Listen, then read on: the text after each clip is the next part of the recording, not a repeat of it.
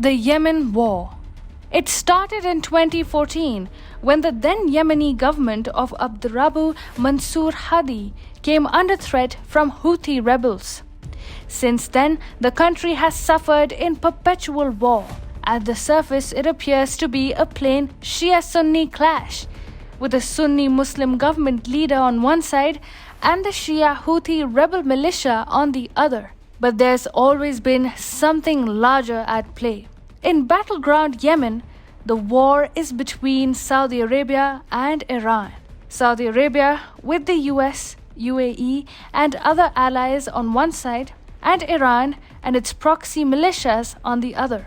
Now, however, the stakes have been raised. Israel has joined the Arabs, and Venezuela and Syria may have just joined Iran. A final showdown is beginning. Hi, and welcome to TFI Global, the foreign affairs and geopolitical analysis arm of the TFI Media Group. I am your host Shubhangi, and in this video, I will tell you about the geopolitical showdown brewing for control of Yemen right now as we speak. Let's begin. The Yemen war is far from over. In fact, the real Yemen war has actually just started, and it is heading towards a final showdown, which is likely to be big and brutal. Up until now, Saudi Arabia and Iran were contesting for Yemen, a strategically located country in the Middle East. But now, new players are jumping in. Israel seems to have joined the Arabs in the Yemen war, whereas Iran is mobilizing its proxies and also trying to bring in Venezuela and Syria. In the final stages of the Yemen war, the Arab-Israeli alliance seems poised to take on Iran and its allies. The Yemen war is essentially rooted in the geographical position of Yemen. The war-torn country overlooks the Bab el-Mandab Strait, which implies that anyone exercising influence in Yemen can control the Bab el-Mandab Strait and the sea route through the Indian Ocean. For Iran and Saudi Arabia, fighting for Yemen was essentially rooted in a desire to control the crucial choke point called the Bab el-Mandab Strait as a part of their larger geopolitical ambitions. For Saudi Arabia, it is also about security. Iran's puppet regime in Yemen could be a huge security threat to Saudi Arabia. However, Saudi is presently on the back foot, and Iran-backed Houthis have begun to consolidate their position in Yemen. In fact, Saudi Arabia's own security has been imperiled as the Houthi rebels keep attacking the Sunni Muslim kingdom with ballistic missiles and drones at Iran's behest. Meanwhile, Israel is becoming actively involved with Saudi Arabia and the United Arab Emirates. Last year, the Jewish nation signed peace agreements dubbed the Abraham Accords with several Arab nations, including the UAE. After the agreement, both Israel and the Arabs have shown willingness to cooperate against their common enemy, Iran.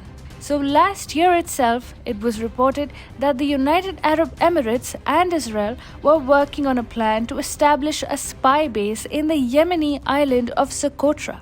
Right now, Abu Dhabi controls Socotra and also maintains a military base in the Mayoun Island to collect intelligence on maritime traffic in the Bab el-Mandab Strait and the Gulf of Aden.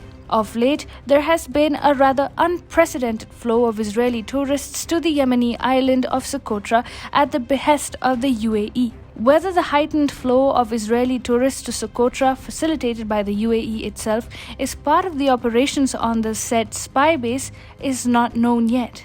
Last Monday, Yemen's Houthi-led National Salvation Government in a statement said, "The transfer of tourists to the Socotra island reveals the plans and programs of the occupying UAE, which are in line with the Zionist schemes to dominate Yemeni islands, as well as the steps towards normalization with the regime."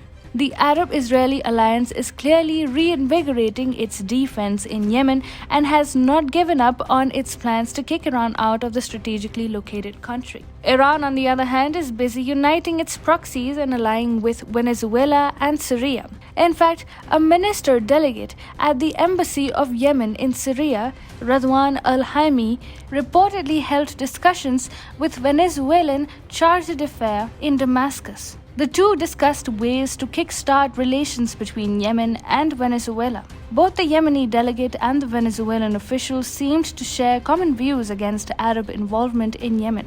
The venue of the meeting, Syria, also suggests that Iran wants to get Damascus involved in the Yemeni situation. Venezuela, in particular, would want to get involved in the strategically crucial region because of its oil interests. Meanwhile, the Arabs would be pinning their hopes on active Israeli involvement. The fact remains that the Biden administration in the US is emboldening Iran. The US House of Representatives voted on Thursday to repeal a war resolution that authorized US military activity in Iraq. So, the Biden administration is saying that the Iraq war is over and there is no need to continue the 2 decades-old war resolution. The Democrats are handing over a gift to Iran by removing the resolution that empowers the US military to strike Iranian proxy militia in Iraq. Iran can carry out more offensives against the Arabs, the Israelis, and the Americans by using Iraqi soil. Israel and Arabs must stay close to ward off such risks. Overall, the Yemen war is heating up. Iran is escalating matters, and the Arabs and Israel are preparing for a final showdown that would determine Yemen's fate.